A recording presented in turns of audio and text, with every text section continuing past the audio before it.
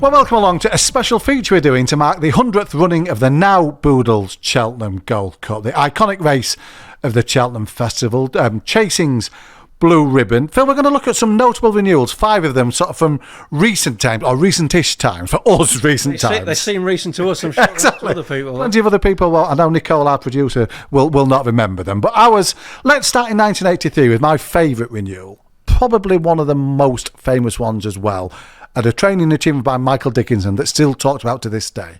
It is, and I'm really pleased he's really got this landmark success, because I think sort of if you look back from a distance, as sort of like modern day racing fans, we might think, well, what was the fuss? What was all the fuss about Michael Dickinson about? Because if you see sort of his statistics then, they might not tally so much with sort of the modern superpower yards, and the fact that this remarkable achievement of training the first 5 in the Gold Cup draws everyone to him. And I mean, he really did revolutionise the sport for a very brief period. I mean, he took over.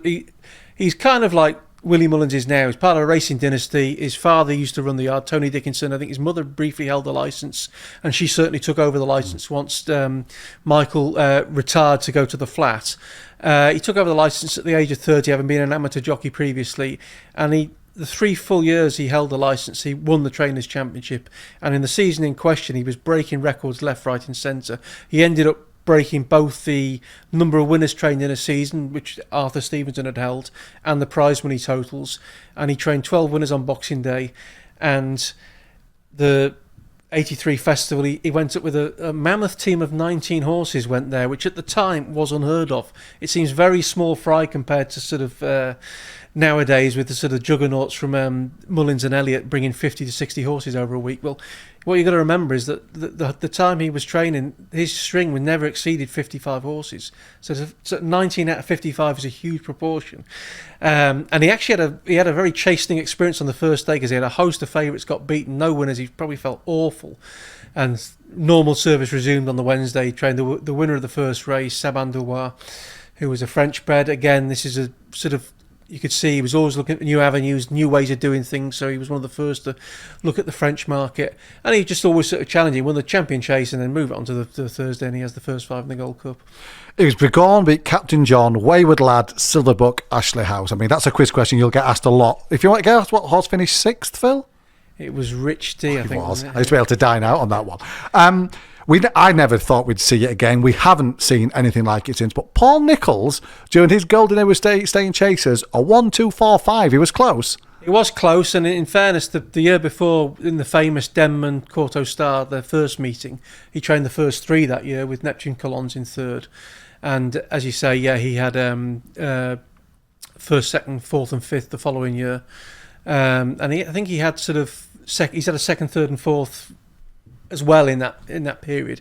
More recently, obviously, Henry de Brom he's had the 1-2 2 years in a row. Should mention Michael Dickinson, he had the 1-2 in 1982 as well. Silverbuck beat Begorn in 82 as well. So it's sort of it was a remarkable achievement. And it's just great that he has got that landmark thing, because it's sort of, his career didn't pan out quite the way he thought he was going to be. He was basically handpicked, headhunted by Robert Sanks to go and sort of head up his team on the flat in this country. It didn't sort of work out. He was sort of like, they parted company midway through the contract. He then went to the States, and he was although he had success there, he trained Breeders' Cup winners, he was viewed as a bit of a mad genius out there. And his legacy will actually be, he developed the Tappeta all-weather surface, and I suspect that's probably a very lasting legacy, and it's probably made him a small fortune as well of it. But it's like, from a sporting viewpoint, you know, it's not the way we thought his career was going to pan out, and certainly he was absolutely carrying all before him when he was as a jumps trainer.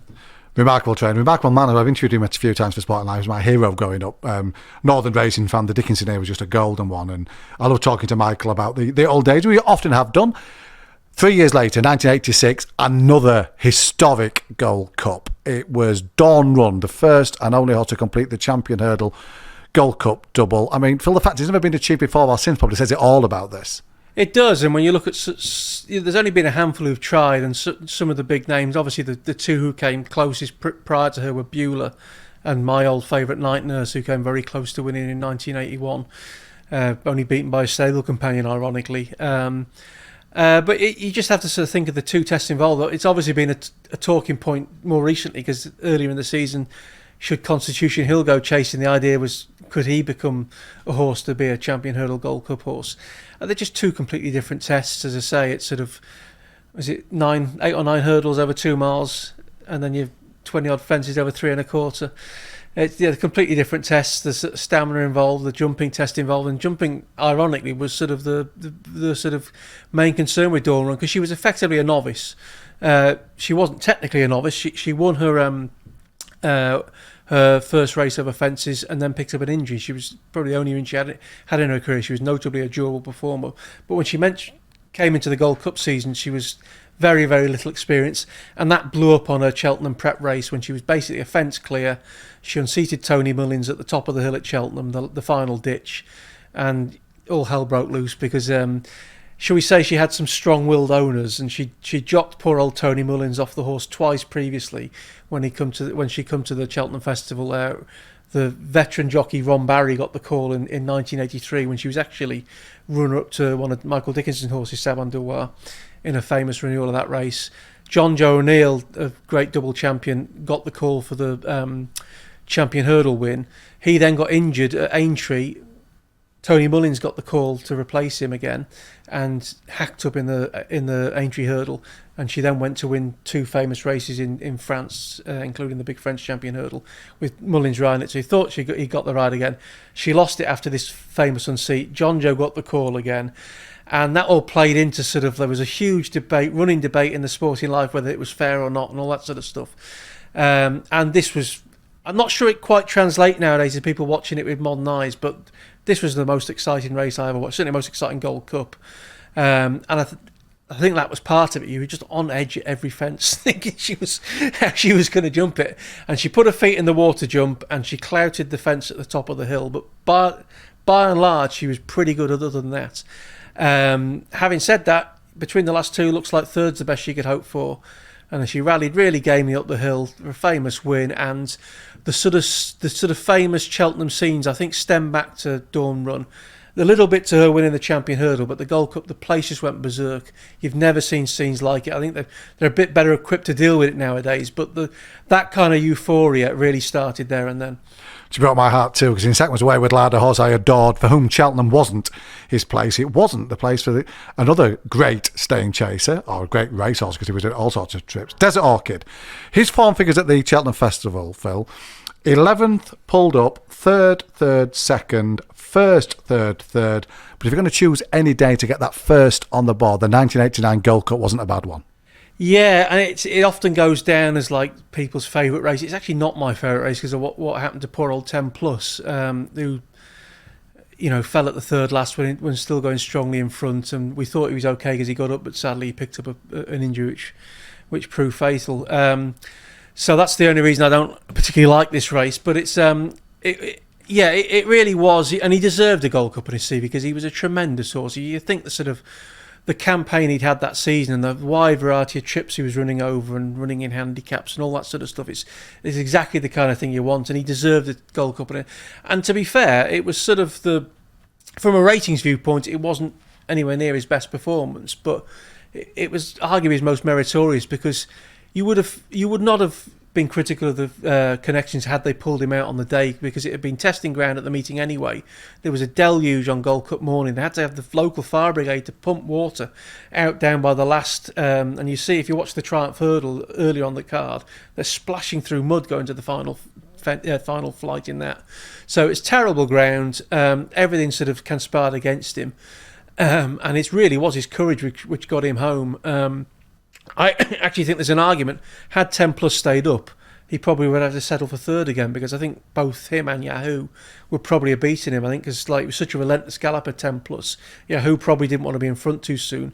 He'd have dragged him further away, and I think they'd have left Desi in their wake. But it fell into his favour, and it became a sort of eyeball each other on the run-in. And basically the whole winter he'd been doing that. And his famous win against Panto Prince in the handicap was a similar thing where, and I think we should give a small mention to Simon Sherwood, his jockey, who retired at the end of that season. He rode Desert Orchid, I think, 10 times, won 9 of them, the other one the unseated at Aintree on his final start. And I think they just gelled perfectly. I think he sort of really turned him. if anyone who saw Desert Orchid in his younger days, when he was this tearaway, headstrong front runner, the idea he could win a heavy ground Gold Cup, you just couldn't believe it. And I think Simon Sherwood played a big part in turning him into a stayer, because he was on board when he won the first King George, the 86 King George, when stable jockey Colin Brown had actually picked Coombs Ditch instead, because I think there was this stamina doubts, and he blew the race apart. And when Colin Brown then retired, Simon Sherwood inherited the ride again, and they just went on this massive unbeaten run. And I just think he could settle him out in front, and that meant whenever it came a tight finish, he always had a bit left at the end. Whereas I think he used up too much energies with his other jockeys. For all they might have posted huge figures with him, I just think that was the ideal combination. And fair play, Mr. Sherwood. 2004, our colleague Simon Holt, roaring 3 Gold Cups, best mate.